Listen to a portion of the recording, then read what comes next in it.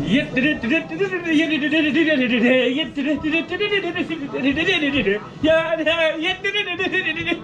up the echoes! Wake up the echoes! All right, there's no denying anymore. The echoes have awoken. Notre Dame, what a win. 47-40 in overtime against Clemson. And Ian Book, you know, he ended up having a decent game, but boy, I tell you, he is a liability. He's the only weakness that Notre Dame truly has. They got good offensive line. They got a good running game. That tight end, Baby Gronk, he's going to be a star, and he's only a freshman. You know, the Michael Mayer, I tell you, he is going to be a star. Baby Gronk, they call him, and in fact, he looks like Gronkowski the way he plays, and he's only a freshman. So if Notre Dame ever had a good enough quarterback, and I don't know if Ian Book is good enough, but I'm telling you, Notre Dame, if you don't think they're relevant, you're kidding yourself. If you ask me, Notre Dame should be the number one team in the country. This win over Clemson, ending Clemson's regular season winning streak. This is the first time Clemson's lost a regular season game in 3 years. And I know they didn't have their top quarterback, but DJ Uiagalelei is going to be a star next year anyway once Trevor Lawrence is playing in the NFL. So, Notre Dame, a fantastic win. This is a win that could really spur Notre Dame on to great things. I'm not sure if they're going to win the national championship this year, but this team is just getting close. They got good running game. They got a good defense. You know, today Clemson put up 40, but you know, that's Clemson. Clemson's going to do that to you. Clemson's one of the best offensive teams in the country. But Notre Dame was able to hang with Clemson the whole game. And that is why they were able to win this game 47-40. It was a fantastic win.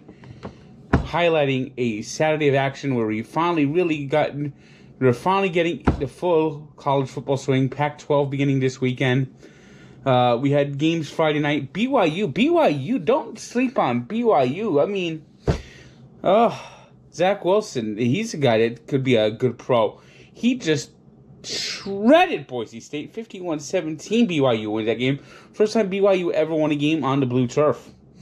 Meanwhile, Miami in a shootout beat NC State 44-41. They're hurt the most by Notre Dame's win over Clemson because they've already lost to Clemson. And with Notre Dame beating Clemson, in all likelihood, the championship game in the ACC will be Notre Dame-Clemson meeting again.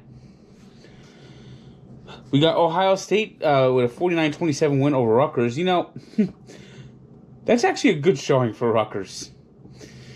Georgia's going to drop. They got stomped in the swamp. I wouldn't say stomped in the swamp because they weren't in the swamp. They were actually in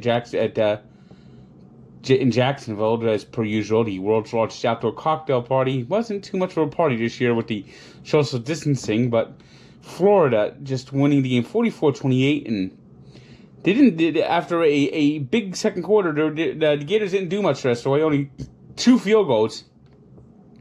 But Georgia, after jumping out to a 14-0 lead, couldn't get their offense on track. Not looking good right now for the Bulldogs. Not looking good. Another team that's unbeaten is Cincinnati. They're going to make their case to slip into the top 5 from the American Conference, just smacking down Houston 38-10. It was Texas A&M 48-3 winners over South Carolina.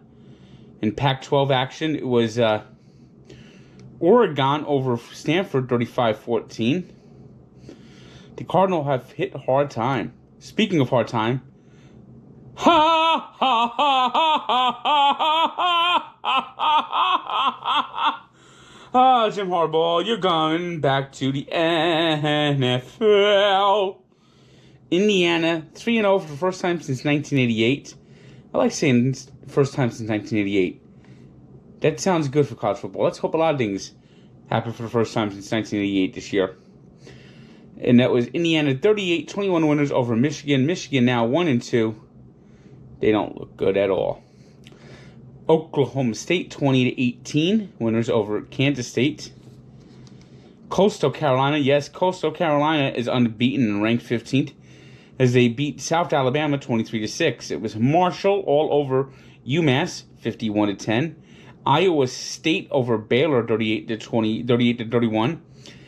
SMU over Temple 47-23. Oklahoma 62-9 winners over Kansas. How could Kansas be so bad? I mean, come on. Is there any pride in this university? Any pride in this university's football team? 62-9. Have some pride. Les Miles, you were supposed to fix this. You suck as everyone else did. How bad is Kansas football? What the hell? How do they get embarrassed 62-9? And every week they just get embarrassed even more. In a game that began at 9 o'clock local time in Los Angeles, it was USC 28-27 winners over Arizona State, scoring 14 points in the final minutes, helped out by recovering an onside kick. Why were they playing that game at 9 o'clock in the morning? Texas was 17-13 winners over West Virginia. Liberty beating Virginia Tech 38-35. Believe it or not, Liberty is 7-0 and ranked number 25. A lot of canceled games from COVID. Wisconsin, who knows if they're ever going to play again. Ugh, what a mess. This year's just been a total mess. But we're starting to get more and more college football, and this was probably the best college football weekend of the season so far, with the best game being that Notre Dame game against Clemson. So wake up the echoes, and of course, Sunday is the 45th anniversary of the Rudy play.